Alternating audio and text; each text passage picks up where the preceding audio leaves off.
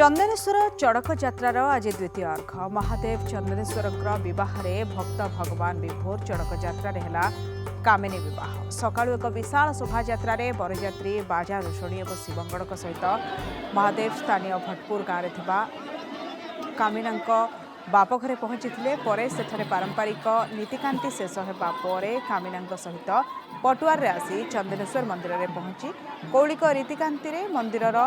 भितर गुप्त विवाह संपूर्ण होती संध्या पर रही नीलपर्व नीलपोखरी शिव दुर्गा प्रतिभा स्तंभ काठ को उठाई पूजार्चना करा स्तंभ काठ शिव दुर्गा को कांधरे पकाई मंदिर चारिपाखे भक्त बुलुंट ए दिन में नीलकंठेश्वर स्तंभ काठ को स्पर्श कले भक्तों शरीर विष को हरण करती बोली विश्वास रही चड़क यात्रा भक्तों प्रबल भीड़ देखा मिले। हर हर शिव शंभु नारे प्रकम्पित होउछि चंदनेश्वर शैव पीठ भक्त भगवान समस्ते एकाठी समस्त मुहरे से शिव शंभुंकर नारा ये चित्र देखंतु लक्ष लक्ष भक्त जो मैंने रही बाबा उपवीत धारण करी आज बाबा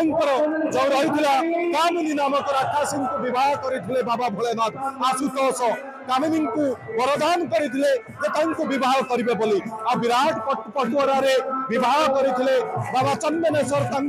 भटपुर ग्राम नहीं आसी रही आज जो चड़क यात्रार नील पर्व आशुतोष भोलानाथ नीलपोखरी जो रही स्तंभिकाठ भाव में शिव पार्वती प्रतिभू अच्छी उठाଯିव अच्छा उद्धदेव पंडा अच्छा मुख्य सेवायत आलोचना करवा बाबा भोलानाथ जो वर्ष जाक नीलपोखरी स्तंभिकाठ पड़ी रुए शिव पार्वती प्रतिभू कहीं पड़ी रुहती यार तात्पर्य कौन रही आगे आम नीलपर्व कहीं पालन कर जाए से विषय जानवा उचित मन करे ये शब्द अर्थ कही रखे विश्व नील शब्द अर्थ विश्व विश्व को सी कंठस्थ करते नीलकंठ नाम कहुच्छी आप जानते श्रीमद भगवद गीतार 18 अध्याय थिला बेले प्रथम होची अर्जुन विषाद योग आम समस्ते ये संसार विश्वरूपक विषाद को अहरह पान करुचु संसार में थी दुख जंत्रणा कष्ट को भोगुचु और ये विषाद जर्जरित होचु से श्रीमद भगवद गीतार प्रथम थिला अर्जुन विषाद योग से विषाद उत्तीर्ण होगापाई जो उपाय श्रीमद भगवद गीता उल्लेख की आज से कथा आउ थे दोहरा जाऊँगी नील शब्द अर्थ है विश्व ये संसार रूपक विश्व जमी भगवान आशुतोष समस्त हलाहल को समस्त नील को निजर कंठस्थ करते नीलकंठ आख्यायित होते से नीलकंठ आख्यायित होता जो आज यही पवित्र दिवस में नीलपर्व को पालन भक्त आज से मनासुची हे प्रभु वो संसार समस्त दैन्य समस्त दुख समस्त जंत्रणा समस्त प्रकार जो जर्जरित होती मुक्ति लाभ करने निमंते मुझे अहरह पान करुच्छी हे प्रभु और समस्त विषाद को और समस्त विषय को आप आज दिन में कंठस्थ कर मुक्त करंतु यह नील पर्वर महात्म्य यह नील पर्वर आख्यान नीलपोखरी जो बड़ बड़े स्तंभ काठ उठुंट भक्त मान डुब लगे अच्छा भोगराईर विधायक गौतम बुद्ध दास अच्छा सर कि देखुं ये जो नीलपोखरी आज कामिनी बह थिला नीलपोखरी किसी समय पर शिव पार्वती स्तंभ काठ प्रतिभू उठब ये जो लक्षाधिक भक्तर समागम कि देखुं ये गोटे अपूर्व परिवेश समग्र देश में भारत वर्ष में एभली परिवेश समय कौटी नथिबो चड़क यात्रा बहुत जगह हुए किंतु बाबा चंदनेश्वर विशेषत्व होती चड़क यात्रा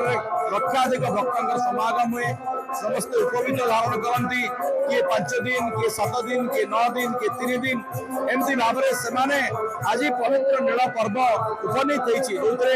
सकाले शिव और कामिनी बह संपन्न होती कामिनी होती सी राक्षसी जी कि शिव को पति रूप में वाइवाई तपस्या करते तपस्यार फल शिव देते आज से बह शोभा अनुष्ठित है सकाले हजार हजार भक्त बाण रोषणी कर बरयात्री सहित ये पहुंची नीलपोखर स्तंभी काठ उत्तोलन चलती ये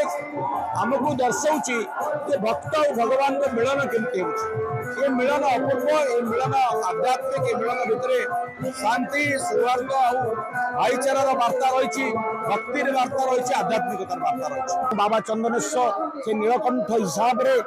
ଏଠି ଆବିର୍ଭୂତ ହେଇଛନ୍ତି ଏବଂ ତାଙ୍କର ନାମକରଣ ଅନୁସାରେ ସାରା ଭାରତ ବର୍ଷରେ ନୀଳ ପର୍ବ ସମସ୍ତେ ପାଳନ କରୁଛନ୍ତି। ଏଠି ଭକ୍ତ ଏବଂ ଜନସାଧାରଣ ସମସ୍ତେ ନୀଳ ପର୍ବ ପାଳନ। ଏଠି ବିଶେଷତ୍ୱ ରହିଛି, ବିଶେଷ ବିଶେଷତ୍ୱ ଯେ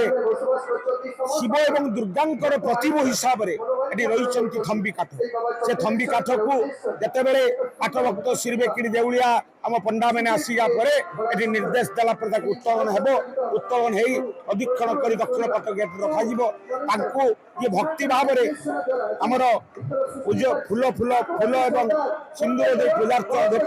ପୂଜାର୍ଚ୍ଚନା କରିବ। ସେ ନିଶ୍ଚିତ ଭାବରେ মনস্কামনা পূর্ণ করন্তি।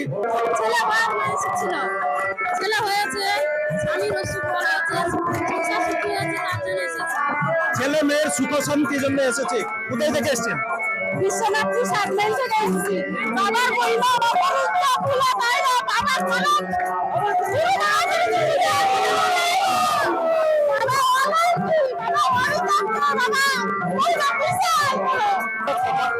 চড়ক যাত্রার দৃশ্য দেখুলে আসন্তা কালি রয়েছে চড়ক যাত্রার অন্তিম পর্ব তথা পাট যাত্রা। যে কথারে অছি তপে বড় তো তপে বড় দেখবে তাঙ্কর দেহরে কণ্ঠ ধারণ করবে দিনযাক হবিষ পালন করছেন।